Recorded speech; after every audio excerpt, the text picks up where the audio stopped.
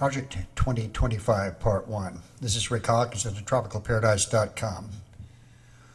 I've run across numerous panicky rants by leftists suffering night terrors or something called Project 2025. All of them speak of the horrors that will be created by Trump if he gets into office and weaponizes the government.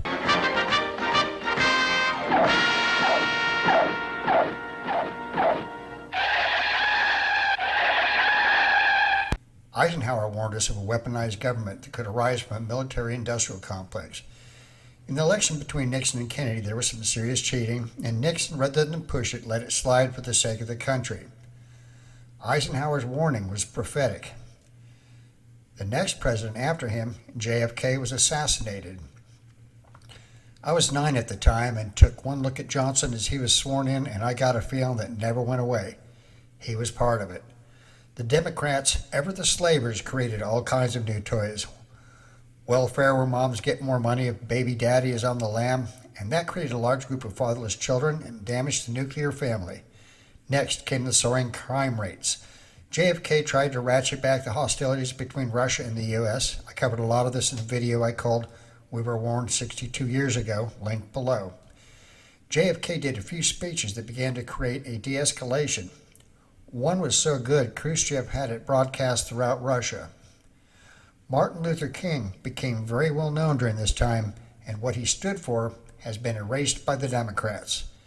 He was used by the Democrats, by the way, and here's a trailer that sums it up quite nicely.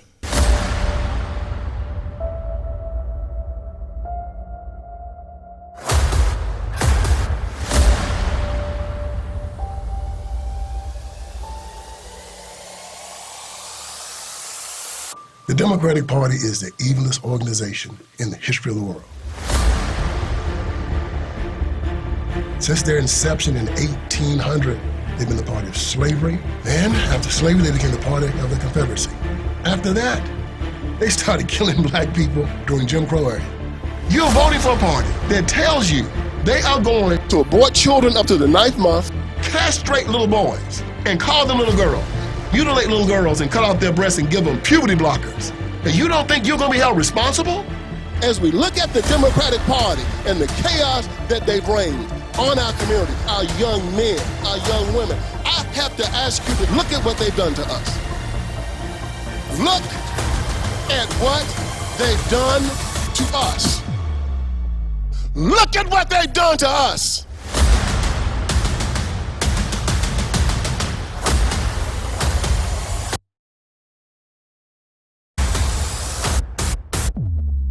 The Democratic Party is a death machine.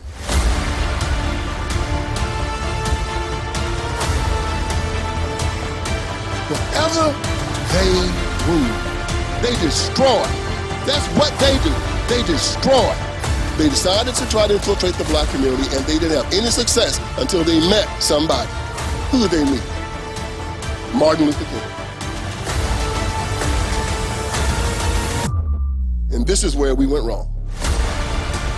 He made sure that he brought the black vote to the Democrat Party. They used the black vote to commandeer the most powerful country in the world. He who the Son has freed is free indeed. Once you accept him, you are free. Anybody in the Democratic Party that tells you any different, he's a liar, he's an apostate, he's the front to God, and he should be rejected by any Christian walking on this earth. And he's inviting you to go to hell with him. Don't go with him. Don't go.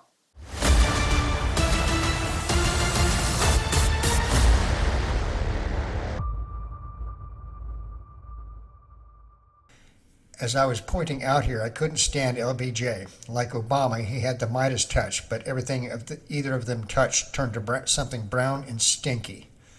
Next up in the DNC lineup, we got Jimmy Carter, a good old howdy doody. The UN Year of the Child, which led to all kinds of nasty things like children's rights and eventually children getting older and trying to sue their parents. He gave away the Panama Canal, or at least set the time for it. All kinds of problems opened up in the Mideast because he was a weak leader. Iran fell to the radical Islamists. Don't get me wrong here, the Shah was a very nasty leader. That place was going to implode eventually. South America was a cesspool of civil war. It was quite a mess. It was why movies like Bananas was such a perfect predictor. When Jimmy went to Poland, he had a relative as his interpreter, and it was a disaster. Art Buchwald quoted him sarcastically as having said, "Your women are lovely," and the interpreter said, "We lust after your women." When he went to Mexico as a potential source for oil, he made a comment about Montezuma's revenge. A member of his staff commented about the Pope regarding contraception. He no play at a game, he no make of the rules. There was a real bad one regarding blacks and their needs. Got that guy in a lot of trouble. Then there was the swamp rabbit attack. It was the final unraveling for him. It was where he fell apart.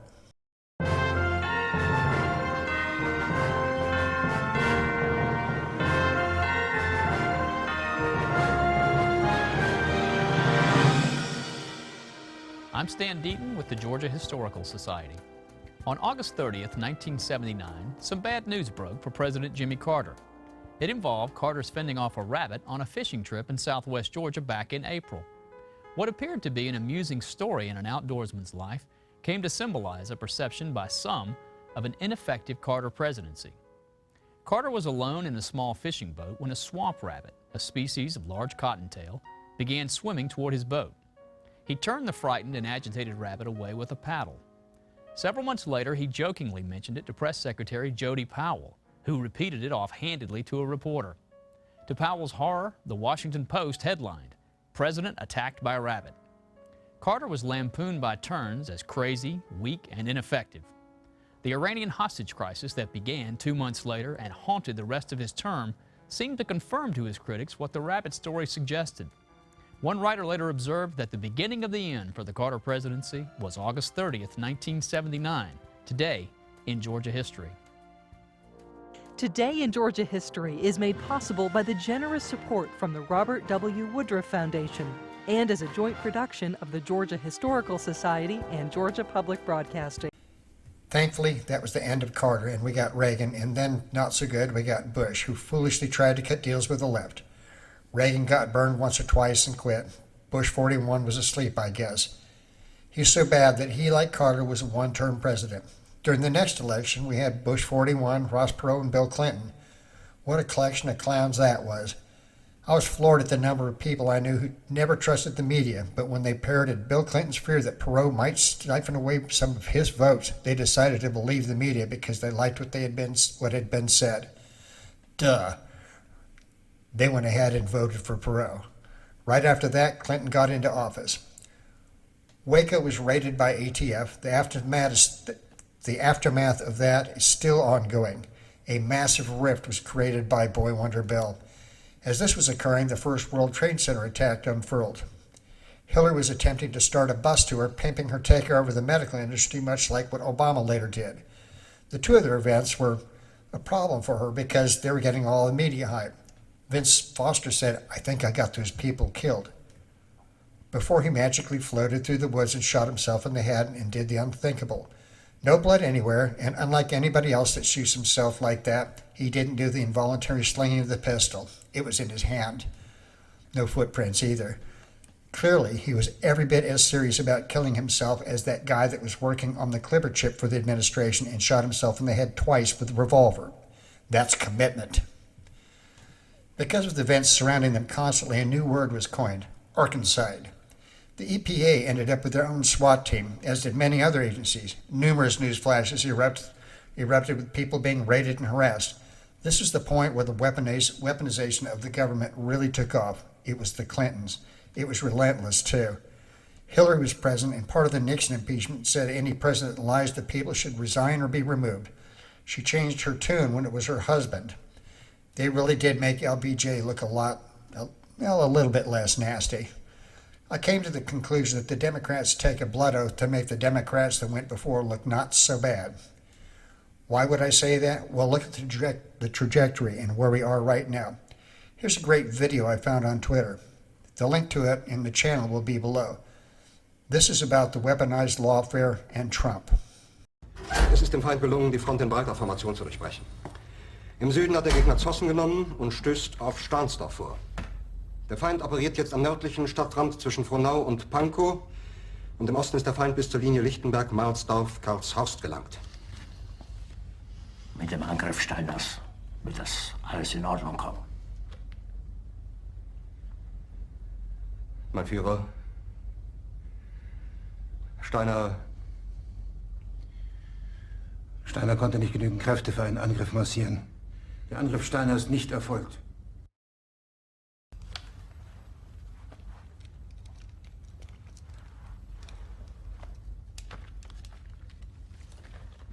Es bleiben im Raum Keitel, Jodl, Krebs und Burgdorf.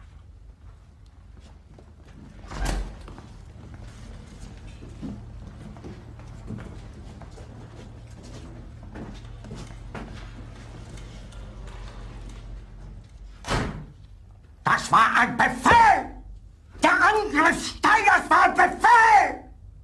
Wer sind Sie? Dass Sie es wagen, sich meinen Befehl zu widersetzen! So weit ist das also gekommen. Das Militär hat mich belogen!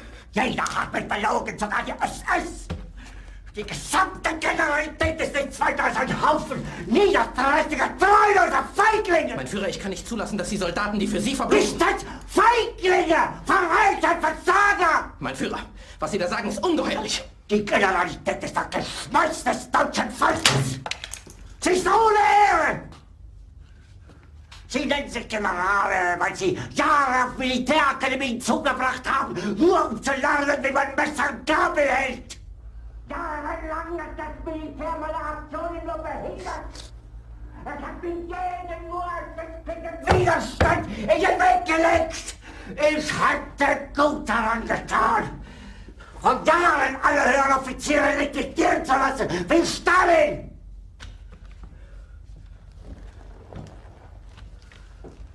Ich war nie auf einer Akademie. Und doch habe ich allein auf mich gestellt, ganz Europa erobert. Verräter! Von allem Anfang an bin ich so verraten und betrogen worden. Es wurde ein ungeheurer Verrat geübt am deutschen Volke. Aber alle diese Verräter werden bezahlen. Mit ihrem eigenen Blut werden sie bezahlen. Sie werden es saufen in ihrem eigenen Blut. Bitte gerne. Jetzt beruhig dich doch.